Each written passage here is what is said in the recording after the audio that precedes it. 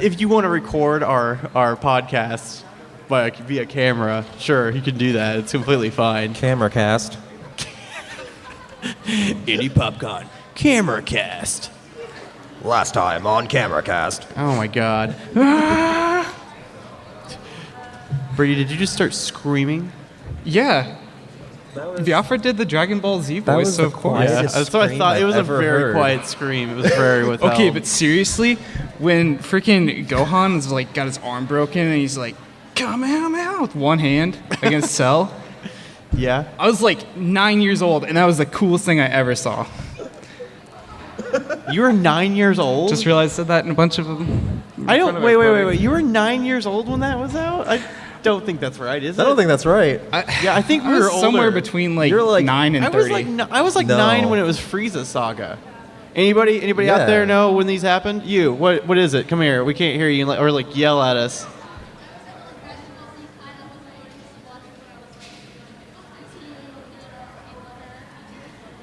So if Kai was out, that means you were like older. Is that the one with the like? I stopped watching after. Kai was Boo. the one without the filler, so they took out majority out of the yelling. Oh, okay. Because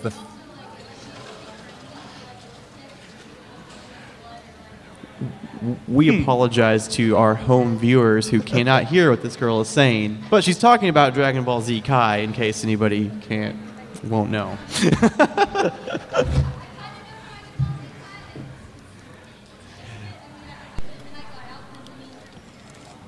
I'm gonna write it down.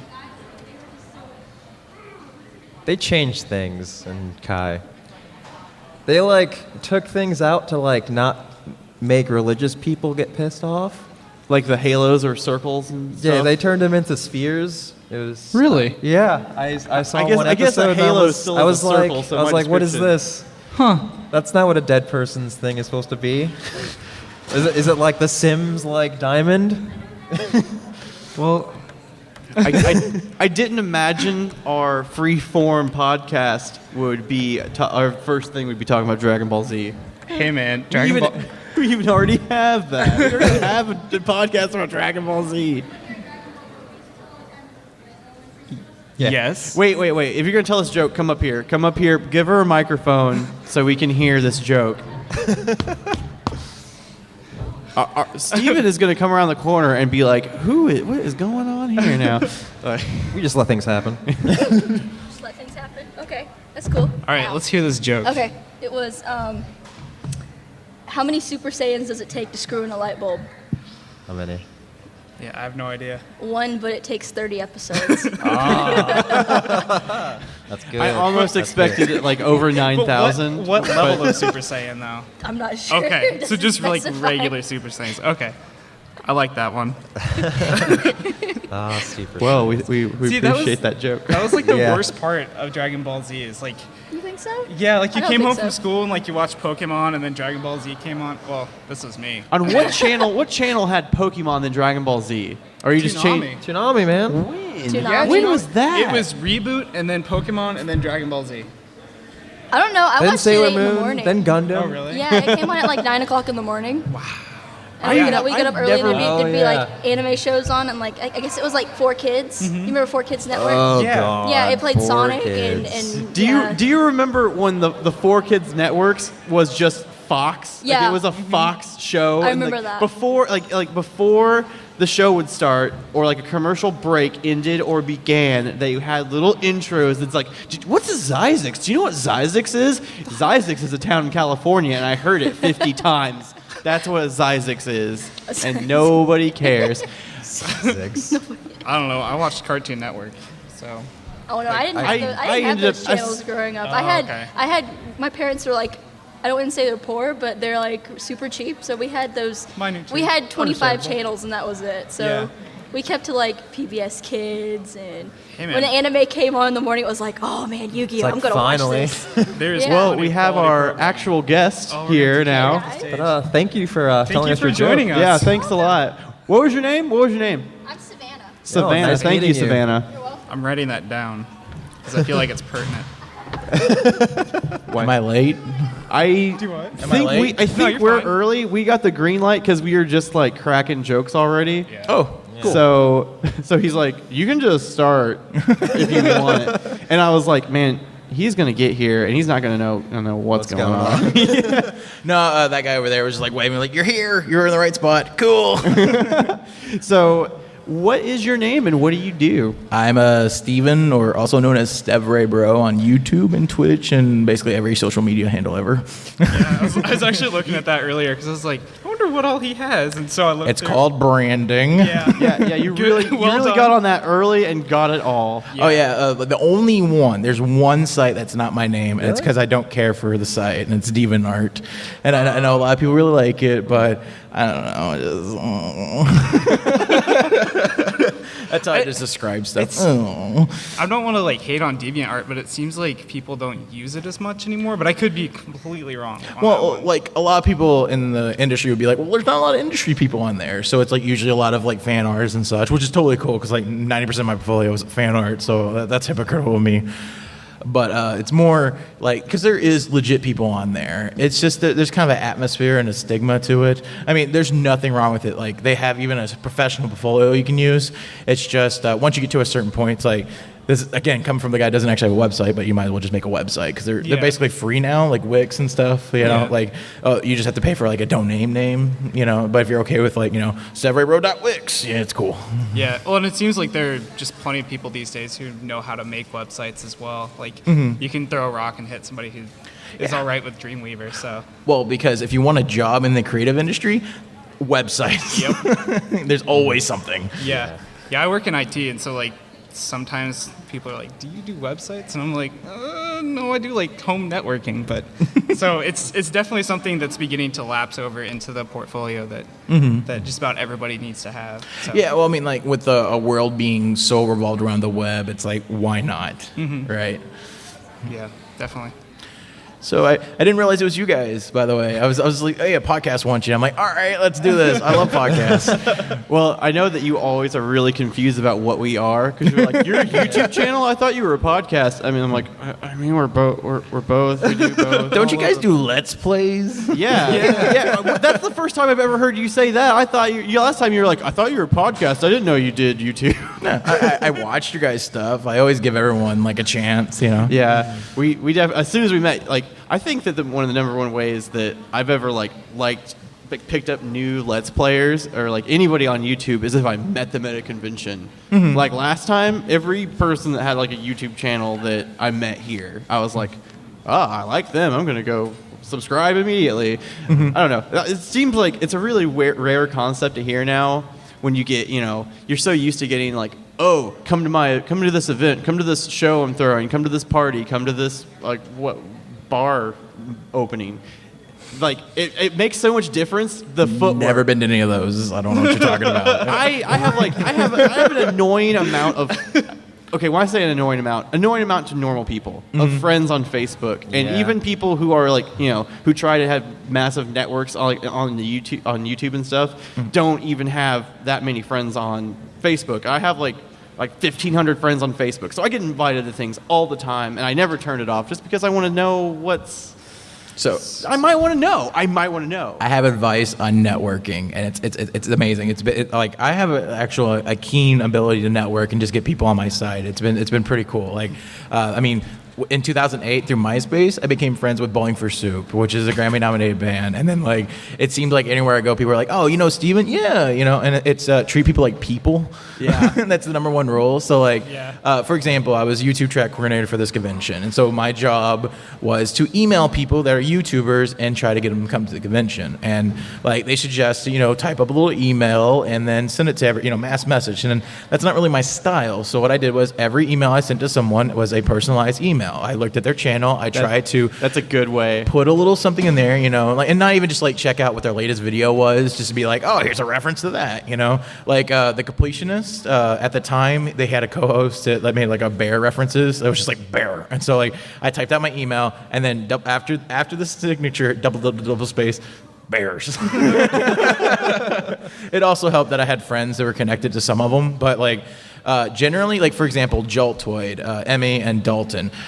I've never been so fast friends with someone on the internet, and they are the sweetest people I've ever met. I saw you earlier, like hanging out with them, and you guys were like having like a great time. And like I think like when they first got there this morning, I see you guys like hugging, and I was like, man, those guys are cool. I guess. I want to go over there. I want to go be friends with them. Yeah, I want to go hang out. Like, well, they were impressed with the fact that I treated them like humans. Like they've gotten plenty of cons. Like this is their very first con they've been to as an exhibitor, and it was exclusively because I messaged them. I treated them like people, and then like Emmy's a little shy, a little nervous, and I was like, hey, I'll be right there with you. And like that's not something other cons are like really like jumping into it. Yeah, because I didn't treat them like cattle. It was a good makes idea sense. to get the person who was looking for those to be one of the people that would be there to do it. And I mean, what I was saying is like, I was looking at it coming out from the other end, from being a content creator or something to find people. It's like footwork is important and talking to them. And here it's like creator to creator. Your situation, it's like, oh yeah, that's a much more good networking within your own community. Yeah, so that was really. Like being YouTube track coordinator was a lot of work. There's a lot of like different things in there, and that wasn't the only thing I did. Like I suggested different things. Some of them fell through, some didn't. Like the pop carts made it. That was cool. The fashion show I wanted for Lita and like alternative fashion didn't quite. That was past my scope. But like the cool thing is that the convention PopCon compared to other ones, like Gen Con's obviously exclusively tabletop games, and Comic Con's a sell about Comic Con. Indy Popcon's kind of a little bit like it's homegrown, so they have this interest of people that are to grow. Like it's not just celebrating celebrities; it's also inviting smaller people. Yeah. So like I emailed smaller channels. There's a couple of people that have less than 100,000 subscribers. Some of them have only 2,000. But I made sure if they're in the local range. Under 100. But because the problem is, I recently just kind of stopped talking to someone that's within my network, because they do this thing called laddering, is what I call it. Oh, I know what you're talking about. I've heard of that. But I mean, I've heard of that on Facebook. I don't know if it's the same thing. For me, it's when someone's only looking to work with people bigger because they only see the large numbers. I see. That's not what that's not the term I knew about. I refuse to do that. So like I've done equal amount of collaborations with people that like there's one person, only 200 subscribers. How often you hear someone that's like 100,000 working with someone that only has 200? Like their views are literally 200 per video, compared to like on bad days I have like 5,000. And it's because I choose people's content over, because if you have good content, you'll eventually grow. You just need the eyes, and I just don't respect people that only see bigger things. So I'm not going to specify who or say what, because I'm not that type, but. There was someone that they were like, oh, hey, you have this type of content, and there's someone else I knew, and it's like, they also make this kind of content, you guys should collaborate.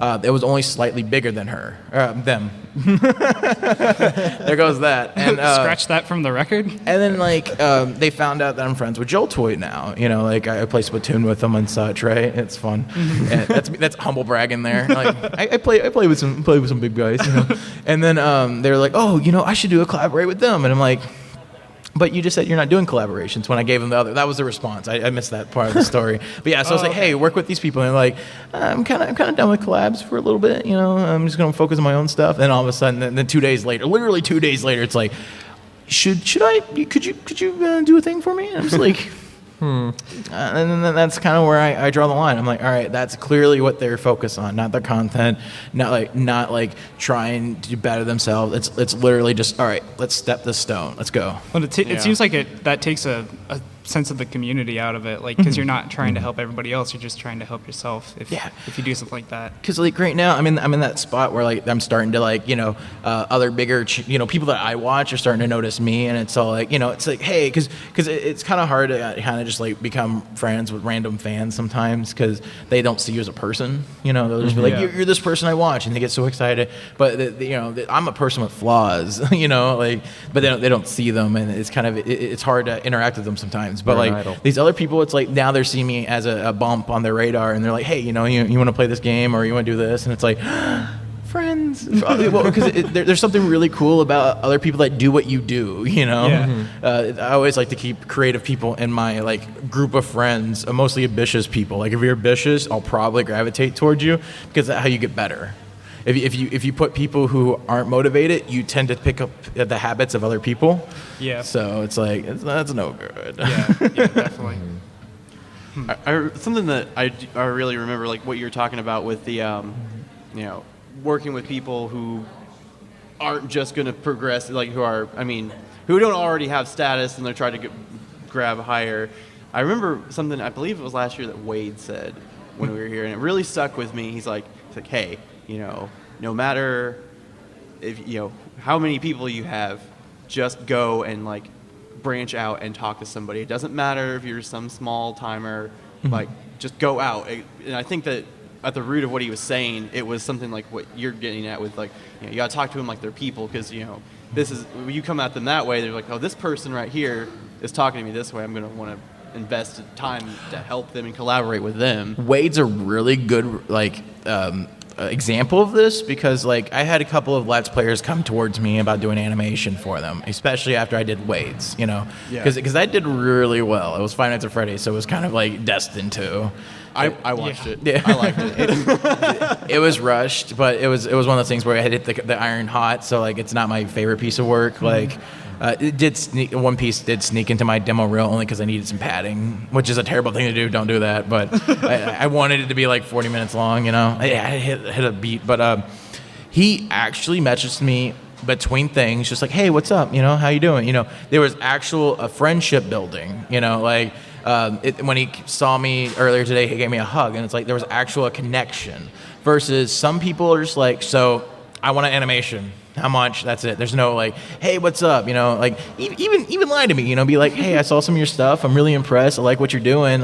We should collaborate sometime. Start out with that, and then like, I want to, and then like, oh yeah, what are you thinking about? And then give me a little massage. Buy me dinner first, and then that type of thing. Versus just like going straight for it. It's a huge turnoff for me. Yeah. Especially considering that like 90% of my fan email or like my Facebook, which I don't check anymore, is draw me. Oh my god! Yeah. I know you're like. There's so many different like types of manipulation there, where it's all like, "Hey, I'm your biggest fan. You should draw me."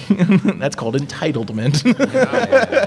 It's funny too. That's like the thing I've always seen, like from artists having their issues. It's like, draw me. I'm like, well, that's really hard though. I don't like.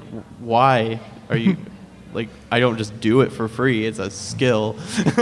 Yeah, I would get that a lot too, because I'm an artist also. Yeah, I mean, like, very stressful. I don't mind drawing for friends, especially for free, that's fine. I could do a quick little doodle, but like, it's just random people who think that like their message is the only message I got that day. That's in their mind, It's like, and it's like the ones like, I know you're really busy, but if you found your time, I would love it if you draw me. Here's 15 references, like. But I mean, how I try to explain it to them is that like if I draw every single fan that asks me, I wouldn't have time to do my own work, or live, or anything. Because. No, I'm not the biggest YouTuber, but I have enough following to where if I try to like do it doesn't take very many for it to be too much. Yeah, and it's got there. Like I literally don't check my Facebook messages anymore. Could you not use drawings of your fans as padding for your portfolio though? Maybe if I did them well enough, but usually I'm more of like, all right, I got like 100 people watching me right now. I got to draw as many as possible. I got like, doing like 20 in like an hour. Something like that.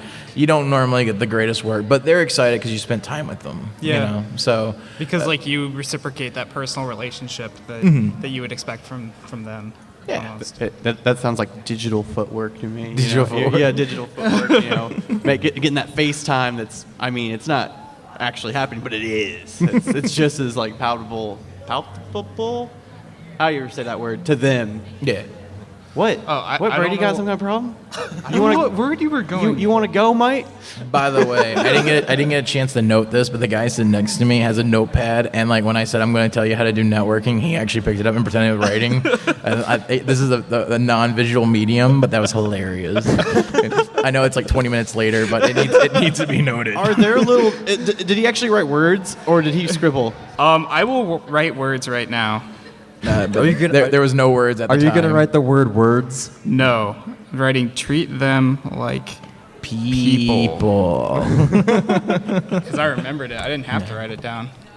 No. All right. Okay, so let's. I don't know what our subject matter is, but I do want to talk about. Traditionally, like we do this thing called the Geekcast, and it usually we just talk about things that we like to geek out about. We ended up just now geeking out the subtleties of what we do, as opposed to like, oh yeah, the episode whatever. I don't. You know what I'm saying. Yeah.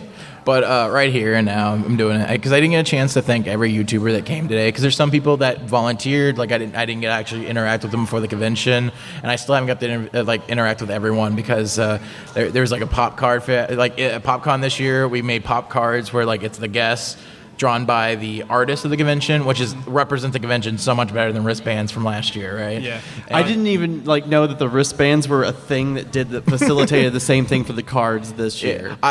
Someone was like, "Here's these, give them away," and I'm keeping the internet one. That's me. I didn't know that those were things that we could get. Little cards Yeah. with like that's what those were. Yeah. I was wondering like how people got those. Yeah, our friend you just Cat go to Factory the artist. The you idea just go was pick 'em up.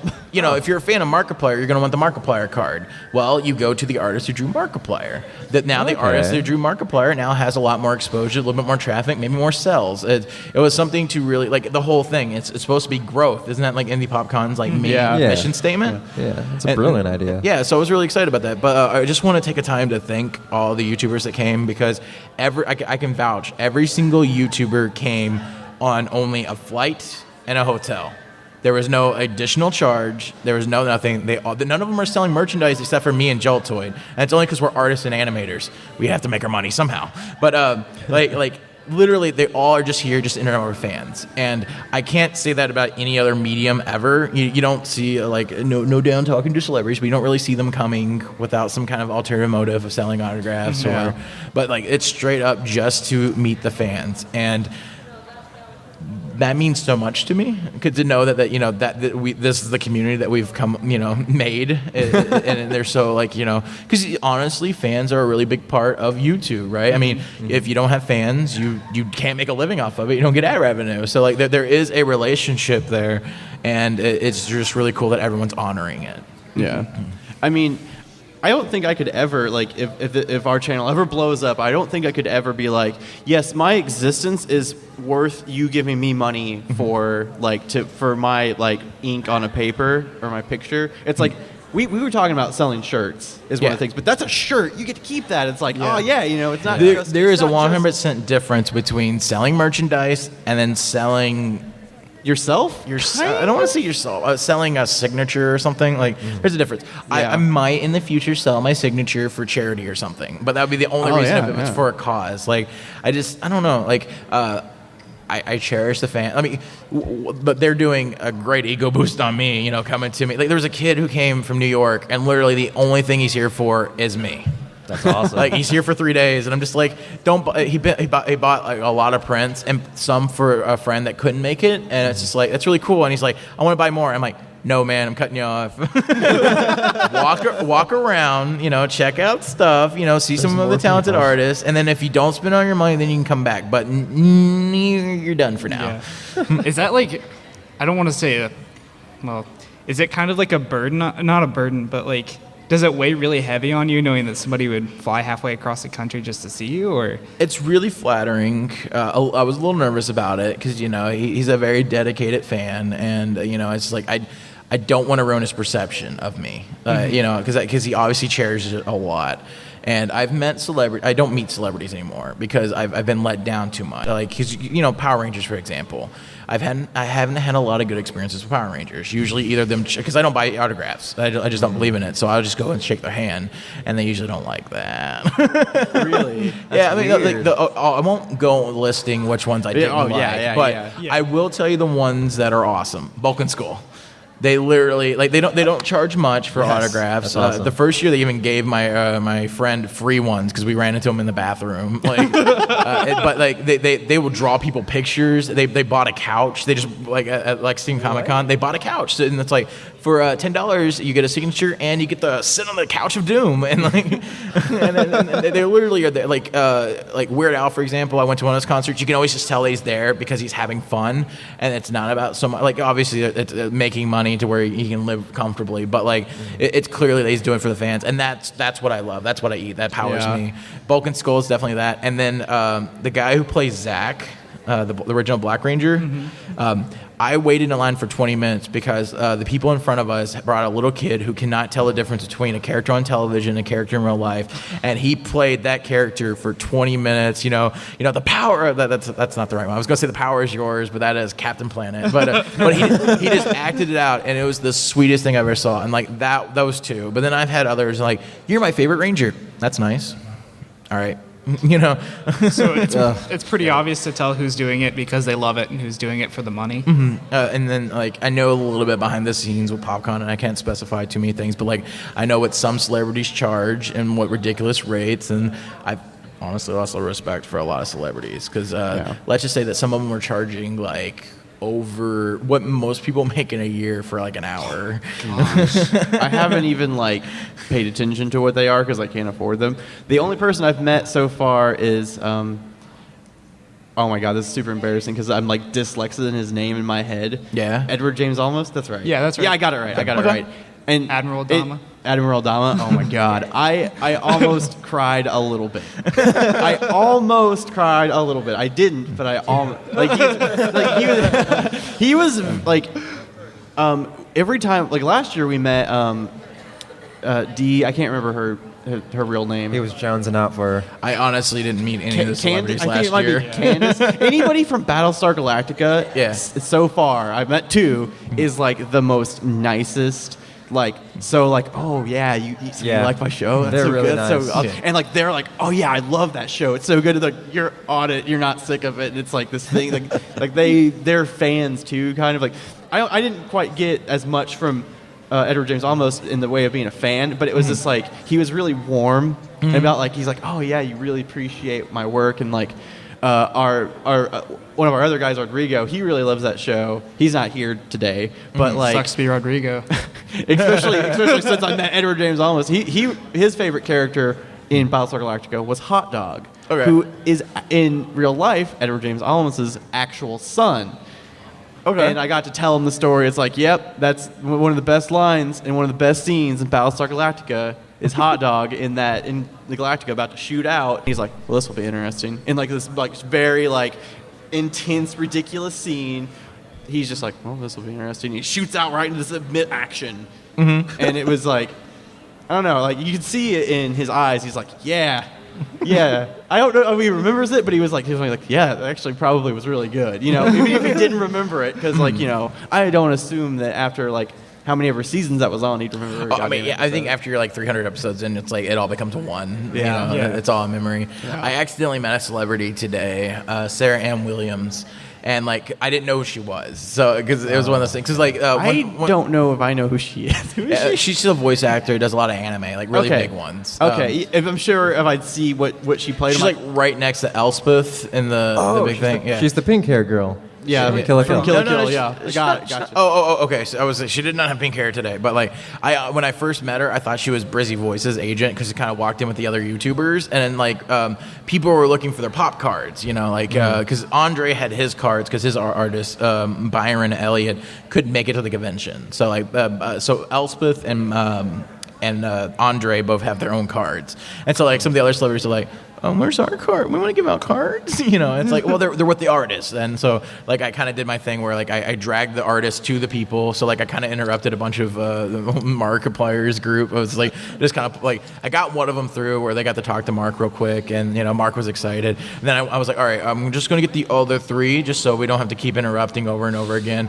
And then like the new management popped in and was like, you're not doing that. I'm like, come on, but like so the funny story about that is. The completionist, I could not find his artist booth. And I knew where it was, and I was like, "Hey, buddy, let's go to it. I want to surprise her." Because that's the best part. Is obviously artists are fans of that, right? Yeah. So I like to bring that together and watch that moment, like a Kodak moment, if you will. And we couldn't find it, and so there's just me. I'm like, I just pulled him away from his fans and walking down this thing. We eventually found her. I was thinking that. One of the things that would have helped those would be to have the artist information on them, but the plan was the number was supposed to be their booth number, I was told that they would not have time to put the booth number, but we still printed them last week after the booths were settled, just saying. So it was doable. Who should we worry about hearing this? That's fine. Sean, I already, he knows. I'm sure there's lots of things that like fall through the cracks when you do such a complicated effort. I know what we do if things fall through the cracks, and we are not nearly as complicated.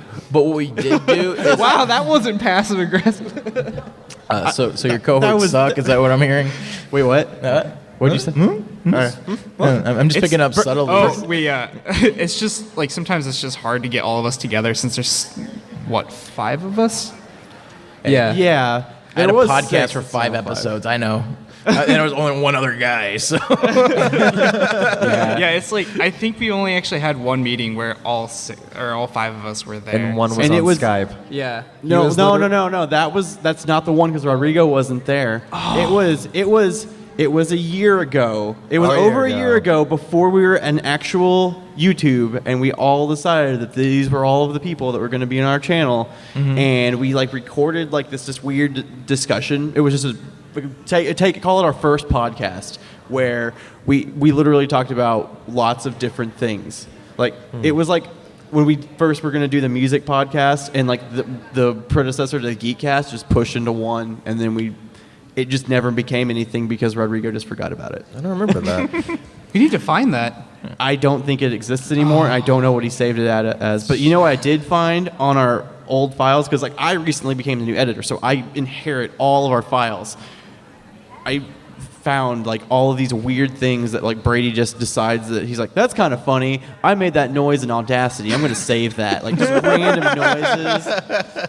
And like there's like a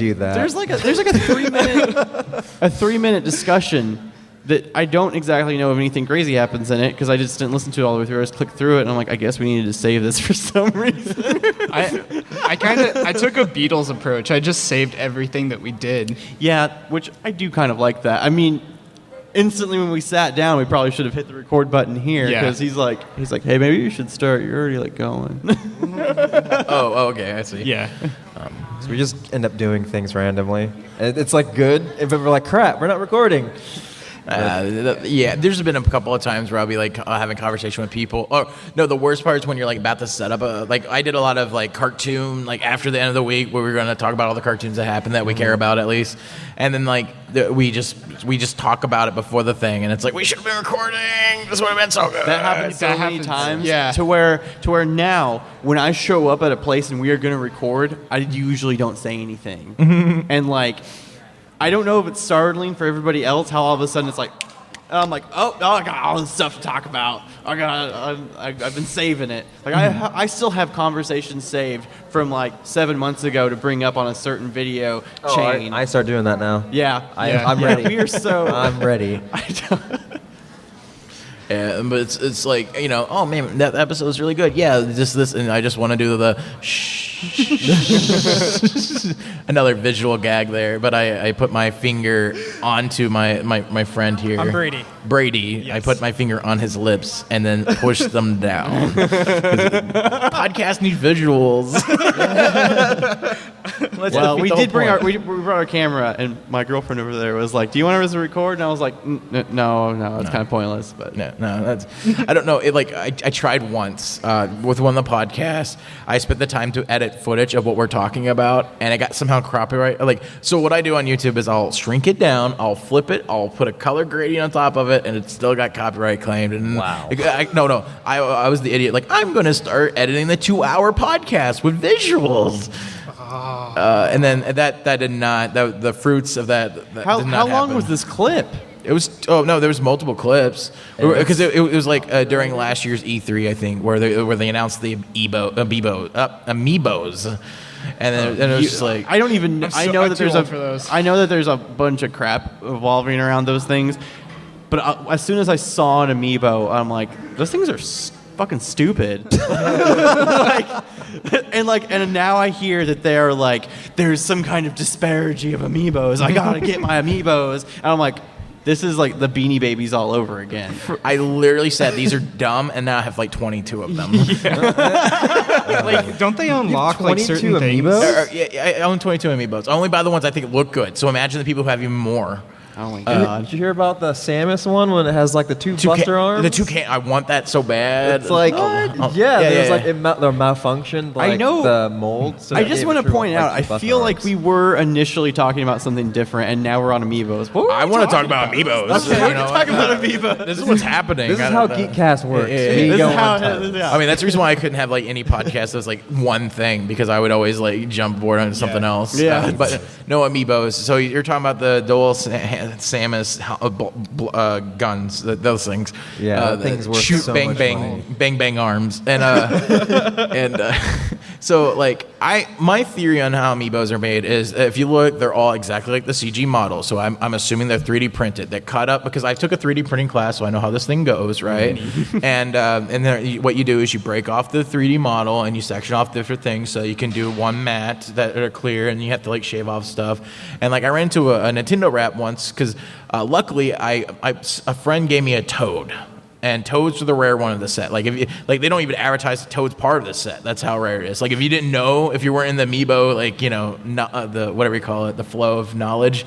That's a weird analogy, but like the flow of knowledge. But if you didn't know if Toad was a thing, you wouldn't know. But from just like looking at the stuff, right? That's how rare he is. And I went to one of those amiibo. You wait in front before the store opens, and it wasn't as bad. Like I was like 11th person there at a Target, and I still got what I wanted. You know, that was cool. It was cool. Obviously, if you're into Fire Emblem, you're not getting anything. But like I just wanted, like I got a Jigglypuff, and then I got like the Splatoon ones, and I tend to buy the ones that don't have stands on them because I think those look better. Yeah. But because they're 3D models, I think they're 3D printed. And like I ran into a wrap, and luckily I got all the Mario ones except for Yoshi. And I'm like, all right, fine, I'll buy Yoshi, whatever. And I reluctantly like I gotta complete the set. I'm done. And there's a Nintendo wrap like, so did you get everything you want? And all I'm thinking in my mind is like, you're lucky I just want Yoshi, because it's the only one you can get in stores. I just want Mega Man. Mega Man's so good. The model, like I like plastic things. I'm a man child at heart, right? You know, I probably spend too much on toys. It's just because I'm like, it's gonna look so good on my desk. Can't wait for this to collect dust. And so like the Samus one I thought was really good looking, because I don't like the ones with stands holding them up. I think they should be posed in a way to where it looks like a statue. Actually think of what the medium the thing's going to be in, and then make it would be a great idea. I'm just saying. Yeah. And so Samus and Mega Man. I need They to look ask good. a question. What do amiibos do? Okay. So amiibos are they're both toys and basically DLC. Wait. Okay. How are they toys? Don't they just Gonna blow his sit there? mind. They don't They're move. do they? statuettes, but they count as toys. They're for No, kids. they don't. They Okay, don't all right, move. Fine. But you actually, the Mr. Game & Watch has interchangeable pieces. Thank you. Oh my god! If you don't want him doing this, you can have him doing this. Like they just have to come up because All I right, mean, all right. there's So no they're- plastic to them, so they're like, all right, we gotta make it where it's $13 for somehow, you know. Yeah. So they're DLC basically. They're essentially really expensive DLC because, like, if you really think about it, like I was like, I gotta get the Splatoon ones because they actually unlock stuff in the game. So far, what the difference between like Disney Infinity, where it only works with one game, or Skylander only works with one game, the Mario ones and all the Nintendo ones work on all the Nintendo projects. So like, if you buy Mario, you just unlock stuff in Smash Brothers, which is really dumb. You get the AI that's smart. Ooh, that should not have been built into the game. Totally. And then like you unlock costumes in Mario Kart or in other video games, or items in the Zelda game, you know. So that's cool. You know, it's a little bit of it's more expansive. It's obviously little stuff that don't affect it, which means if you can't find the damn thing, it's okay. You know. But now the Splatoon ones are the first ones where they're actually starting to unlock stuff that's actually to get 100% of the game, or like really play extra content. You know, it's no longer alternate costumes, and this is where it gets a little tricky because That now sounds like shady stuff right there. So if there's not a lot of them around, that means you and there's no way to buy like the DLC without the figure. So you're literally walking away. If you're not going to make enough for everyone, then this isn't fair because now there's only a fraction of the fan base who can actually play your entire game. And that's where the problem comes. And then we're seeing more of the amiibos becoming more of a bigger part of the game. And like, for example, to get all three of the Splatoons, it's $35.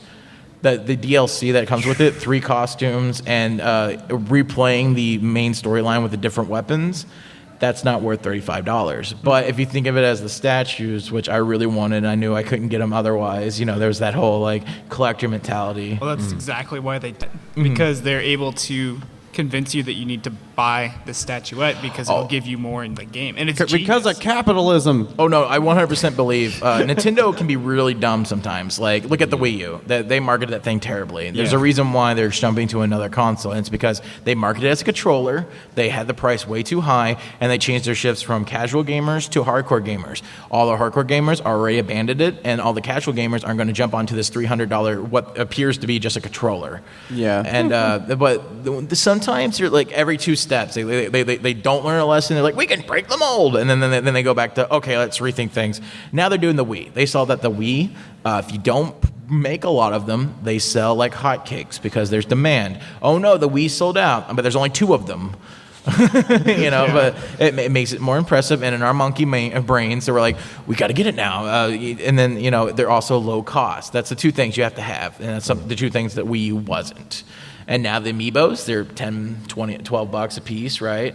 And now there's artificial. I don't think there's a lot of like, oh, please understand, shipping sucks. We can't get them to you for some reason. So. Wasn't there some kind of incident with a boat that had like it was like a cargo container that couldn't get into the harbor? There was some kind of law being thing. Like it had amiibos on it, and it was like a big deal that like the docks were closed or like this cargo container with all these amiibos couldn't land. I don't know, but that doesn't explain why there's 200 Marios. Did you hear about the truck jacking? Oh yeah, that was what I was going to explain that I feel like there shouldn't be so awesome. many Mario Peaches and all those. Why is there selectively so many of the certain ones if it's because of the boats? Yeah. It was just, oh man, all the Fire Emblems. Well, that sucked. Can't wait to look at the prices go up on Amazon. But apparently someone jacked a truck, and it had Splatoon amiibos. It had the limited edition Squid Girl on that one. Oh no, it was a squid. So like you can get the boy and the girl separately, but the squid you have to buy the 3-pack. Yeah. And so, like, apparently some hijacker's like, I need these amiibos. I can't wait to get on the black market. It's like the biggest e-crime I've heard of in a long time. I want to So believe the ridiculous. guy just stole the truck. Was like, I feel like stealing a truck. I feel like it's more believable than I just need to get these nerds. What are these toys doing here? But there is cases of, like, the Rosalina toy that was in Target. Yeah. That one, there was a guy who actually like pre-ordered 100 of them. Like between getting other people's account and such, and like he made like a big like thing on the YouTube where he's just like, I hate Rosalina. She's the worst character, and everyone that likes it are pedophiles or something. And it's just like, What? what? And guess what? I'm gonna enjoy selling these for so much more. Like he was just very malice about it, and so. But she's like an I adult think I woman. heard about that. Yeah, Actually. yeah. Adult woman. Well, because his it's just no, like there's a lot of hentai about her. Like she's a newer character, so a lot of adults like her. It's the internet. Yeah, I know, So- right? Well, there's a lot of like hentai of like Peach, but no one's cool about that. But he's like, every time they put Rosalie in a game, Nintendo's supporting hentai. I don't like this. His name on YouTube was like I think it was Mario Plumber or something like that, where but it looks like Sonic the Hedgehog. Yeah, write this down. Enjoy We're it. gonna find this guy. Just either Mario I don't know, Plumber we do. with the H and E swapped, Yeah. and then I just put a Rosalina amiibo. It's really terrible. He's a really bad. I need something to person. laugh at tonight. Well, like because his logic's like, I'm ruining Rosalina amiibos for everyone. I'm like, you're just telling Nintendo that Rosalina needs to get another print. That's exactly what I would hear if I were Do you not Nintendo. get supply and demand? Yeah. It's like, man, these are really selling. Let's send more. We need to put her in another game. Well, let's see here. Let's put her in Animal Crossing. Just, Yeah. She doesn't rightfully belong in.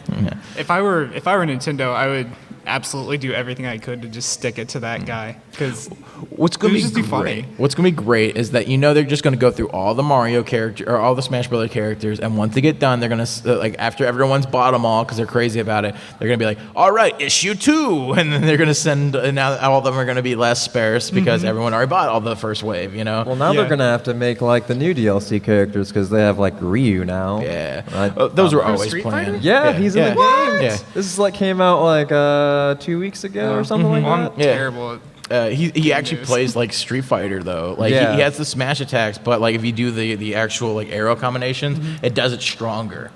So people who play as Ryu normally are actually better at Smash Bros because of it. That sounds like one of those things that you're not going to be able to play in like league or competition play. Yeah. Ryu 2 OP. He's like, oh, this character's broken.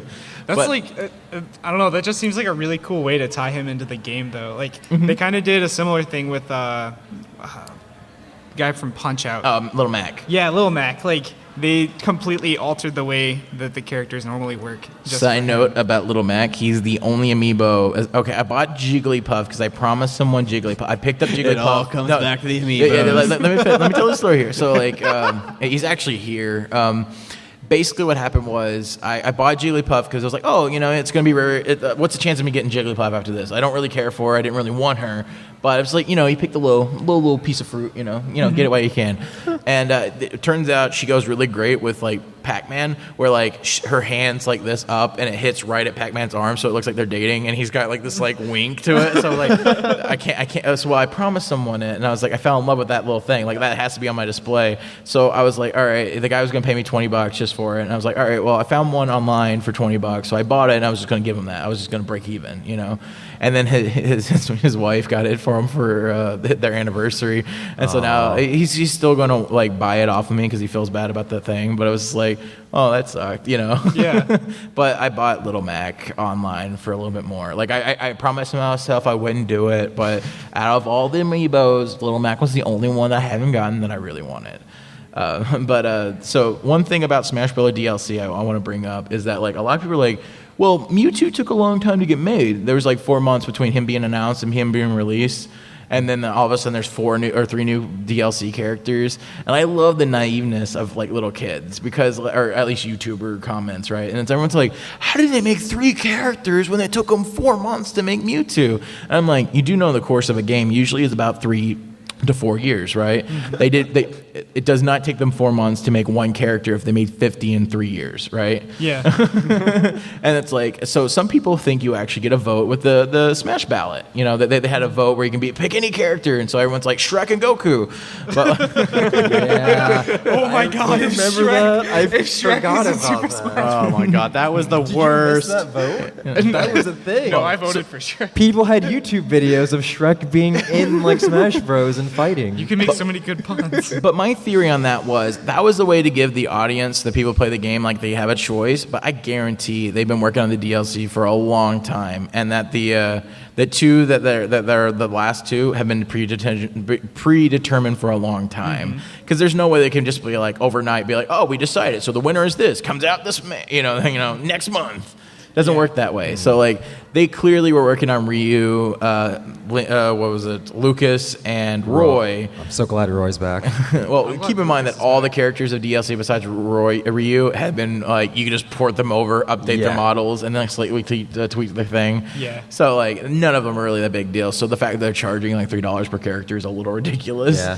It makes me like, I don't know. I don't want to bring up the discussion of why I dislike DLC because I feel like that's another hour. Honestly, I like that Nintendo's finally getting into the DLC because they're like behind. They were so doing it right though.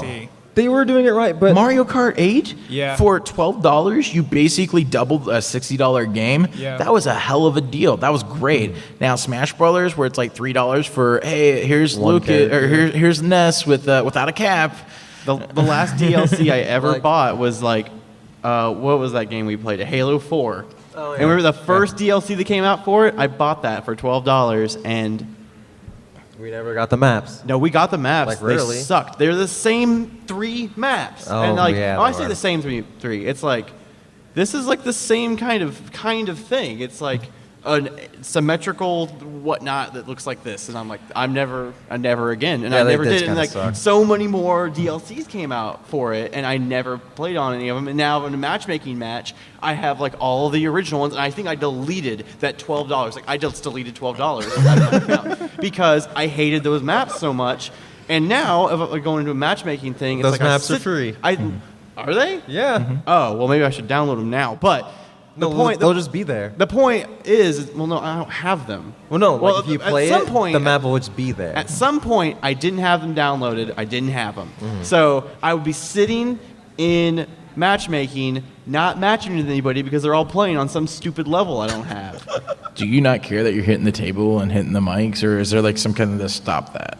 I was just curious because, like, for me, whenever I did the podcast, I'm like, my friend Tristan will like slightly hit like the table. I'm like, stop it! Like, I'm just there's just like this. I don't know. It doesn't bother me. Especially like with these are like you couldn't even hear it when I moved the microphone earlier. Okay, just making sure because there's like a lot of tapping, and I'm like over here like, all right, don't do it. All right. I definitely did hear it audibly make a noise when I like turned my head and I hit my nose on the microphone earlier, but nobody noticed.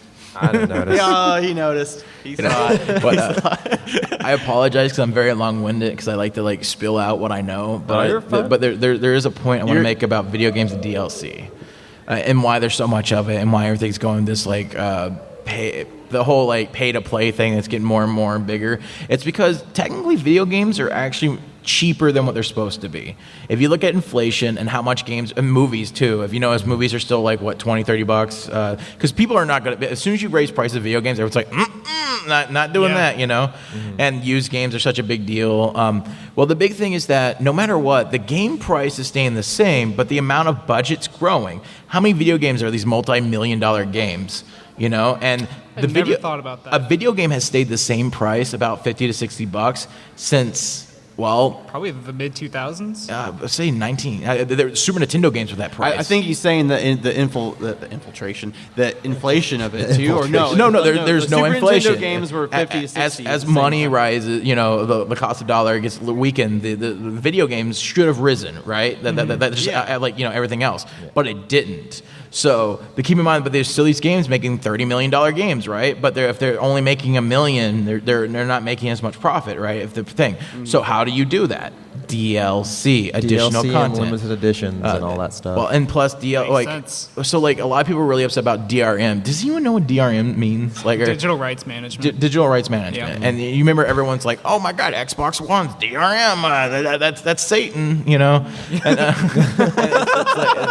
And no one actually like looks up stuff because like, did you know that while all DRM elements were deleted out of the contract agreement when you buy Xbox One, but they're still in the PlayStation 4, but no one really? can. Yeah, no one. I mean, everyone just takes whatever they hear off the internet. You know, most people didn't even know what DRM. And like my favorite at Kickstarter, it's like you can download a game without DRM, and it's like. You do realize that DRM, it just means that you download the game. You have the right to play the game by downloading it. Every download has DRM. There's no DRM free. It's one of those buzzwords, you know? Yeah. And so like this whole DLC thing, video games were going to go to download because if you stop games being sold to second party and you kill that used game market, I mean, think about it. If you can't trade in your game, that means you keep it and more people have to buy the game because like, you know, there's only like 1 million like copies of a certain game being bought, right? But I mean, but there's clearly more than 1 million people playing those games, and it's because there's a market for used games, and so that was kind of what they're doing. They're trying to find ways to, you know, equal out how much it is. But you see all these people like complain about remakes or relying on licenses. This is why you can't just randomly throw out a couple of $1 million and hope it works. Because you're playing with too much money. Things need to scale back from that perspective. But as you know, cost of like people wanting more money to make games or actors asking for more money, it's not going to happen. And so this is how they find ways. And so that's why you have like movie rentals or Redbox and stuff like that. That's their way of like kind of making stuff back too. Or like, you know, iTunes, downloading them. Like it's cheaper, but they get a little bit more of their buck, you know. So that's kind of my spiel on it. So like, I really had never thought about the economic side of like DLC in general. I just viewed it as, you know, something else that I didn't or that I had to pay for. So you changed my mind. Or like day one DLC seems like it's Satan, but like do you know that there's like 3 months between when you send your video game to get rated by ERSP and what you can't work on? So what do? Do you move on to a new game or you keep the team working on more content? Day one DLC does not always mean stuff that was going to be on the game originally. Now, there's a thing where they choose all the stuff they want in the game. They're like, this would be a cool game. And then there's stuff that has like certain importance to it, right? So like this is the main stuff, and this is like toppings. And once you get closer to deadlines, keep in mind the deadlines are getting shorter and shorter. They start cutting stuff off. So it's not like a lot of people see it as like this malice, like they're just trying to get nickel and dime us. But there's a lot of time it's like, okay, we had to focus on certain things to make certain games good, and then we'll add the other things as DLC later. Whether or not it should be charged is a different question. Like Mortal Kombat DLC, like where they had like half the character on the disc. Okay, that should have been free. But like, but I mean, if it's content that's supposed to make the game like live longer, I'm totally cool with it. Yeah. Mortal Kombat having a new character every month, perfect. That keeps people, like, makes the game relevant. I don't understand why Smash Brothers didn't do that. Yeah, like that makes no sense. Where they're like, well, we're not going to do DLC, and then it's like, oh, I guess we're going to do Mewtwo, and then we're going to do these guys. It's like, why wasn't these released once a month to keep the game exciting? And now, granted, people are still playing Smash Brothers; it's still relevant. But this is for fighting games, it's a no-brainer. Yeah. Or like first-person shooters, there should be a year's worth of new maps. Now, it shouldn't be as drastic as, say, Splatoon, where it's like, we're going to give you 4 maps. Enjoy. And then we're going to slowly give you the game because we have to spoon feed you because that's Nintendo. but like, that's the point. It's like DLC is not necessarily a bad thing. Yeah. It's easy to spin it as that. More money. Oh, well, I don't like that, you know. And there is definitely companies that are abusing it. You know, EA. Get it? I thought there was going to be more to that, but no, I was waiting for it's in the game. That's exactly what I was waiting for. In my mind, I said it, but I'm like, no. God, you know what? Their brand is so strong. If we all thought that, because I thought it too. Yeah. Raise your hand in the crowd. Well, we do. I got it. We do have 1 minute left, so you guys want to wrap this up? That would have been brilliant. I should have brought my 3DS. I could have been doing street passes as we talked. Oh, man. I almost brought mine. Brady tried to marathon Metroid earlier. Yeah, I decided that I was going to marathon Metroid Fusion. And what did because you do? You can beat it in like 3 hours. What did you do, Brady? I forgot to save. So like I got like about probably 35 minutes in, and then I died. That was 35 minutes you were playing that? It seemed like 10. Yeah, it seemed like nothing, but it was a long time. That means it's a good game. And another thing about Metroid Fusion, I've owned that game since I was probably 17, and I've played it like 6 or 7 times. I own the game. I have yet to play it. When the Steam? Nintendo, when the Nintendo thing popped up, where it's like, "Hey, get your rewards," and I was waiting for the Smash Brothers posters, the good ones, to come out, and never did. I was like, "All right, I'll do this." So I got Earthbound, Metroid Fusion, Super Metroid, and Golden Sun for free. I did play Golden Sun forever. I played all of Earthbound. That game is fucked up. I love it. Earthbound is great. I still haven't got to play it. I've been wanting to play it forever. It's worth it, but there is little elements where you need to like actually know. Like cheat to like get past it. We're getting pointed at. Yeah, we are getting pointed at. Should we do like the wrap ups real quick? Encore. Encore. Yeah. Anybody want an encore? Anybody? I don't know what to do. What do you guys want to do? I have all access pass. I can get back in, so I don't care. I imagine we can probably... Encore. We got. I heard someone All shouting. right. Well, Do I we just heard wanna- one encore, so that's enough for me. What about you? Yeah. Okay. You with the black and green hair. Peachy once more. Did you have a girl come up to you today and ask you if you wanted to get into a contest where you could win free LASIK surgery? I did not, and she's not around. She was in the audience, but I got told I was hot today, so that's worthy. It's like always... Hey, you. Yeah,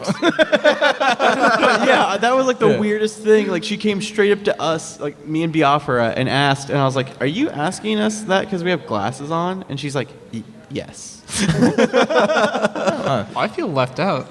Well, get glasses. Chump. It's one of my life You know, she goals. was trying to spin this to me so hard, and I was like, "Well, you know, my problem is my eyes are shaped like footballs. I don't have like an actual like." Stigmatism. Yeah, I have astigmatism. It's like, Yeah. is LASIK surgery going to fix that? That Probably reminds not. me, I need to talk to Sean, the community, the director for the convention, because like Dalton was asking me, it's like, there's just people kind of soliciting here, you know, like going in, just like trying to get people to sign up stuff, and I'm like, I don't know if that's for. Would you know in there? Is that okay or not okay?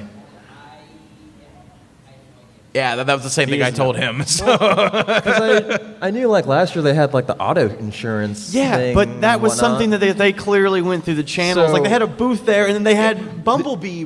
So they could have had like an eye doctor. There's a difference booth between or you coming to whatever. them and them coming to you. Oh, the LASIK okay, booth is okay. It's okay. So the- Well, I don't know about that. I'm talking about like whoever like was bothering Geltoid earlier. okay. Because there's something weird about you, like hey, I'm an exhibitor. I'm here for my fans. Well, you should sign this up, and so and so you can win this, and it's just like.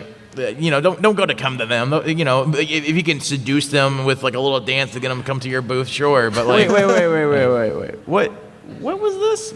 I didn't witness it. Dalton just came to me. It's like, is it okay for people to come up and ask you to sign up for stuff? And I'm like, I don't know.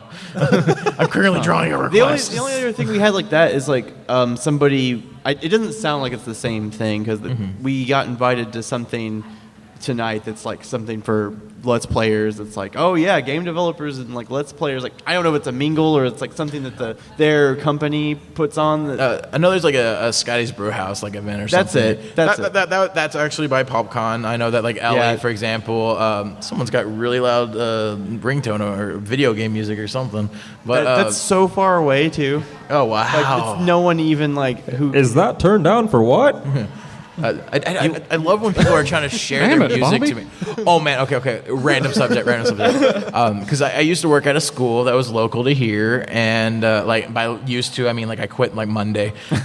And I'm really excited. Congratulations. Yeah, thank you. I'm financially secure enough to quit a job. Cool. That's really cool. Actually. Congrats. Because I have like 3 part-time jobs, but they're not like traditional part-time jobs. Like one was teaching, one's doing YouTube videos for another bigger channel, making animations, and then I have my little YouTube channel that I do stuff with, and then like a little freelance. So I wear a lot of hats at home, and then on top of that, trying to do like track coordination for this. I'm so excited for this convention to be over. But no.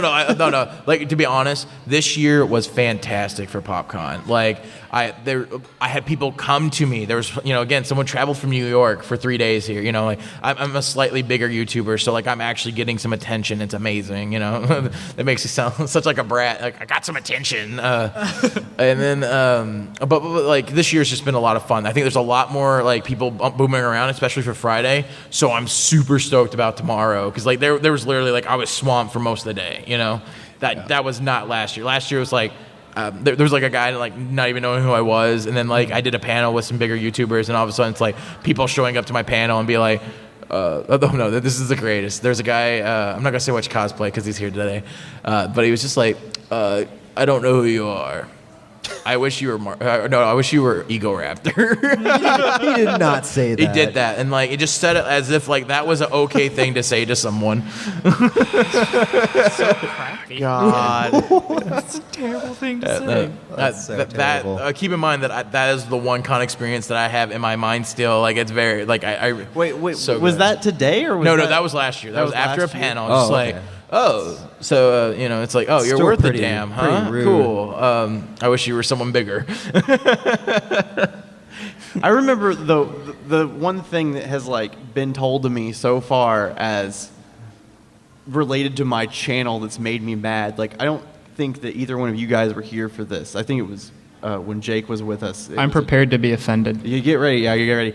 About to get butthurt. For anyone else that's ever listened to our channel, the legendary Bronco Sideways Off the Henny had once brought some guy to my apartment.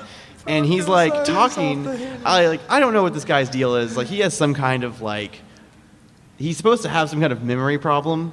Mm-hmm. Keep in mind, that's just pointless fact. Like that has nothing to do with this story, I guess. But like he's like he ends up talking about Let's Play channels, and like we both like just like look at him, and he's like, "What?" And I was like, "That's kind of like what we do." And he's like, "Oh, okay." And he starts talking trash about Game Grumps, like they're so scripted. It's like.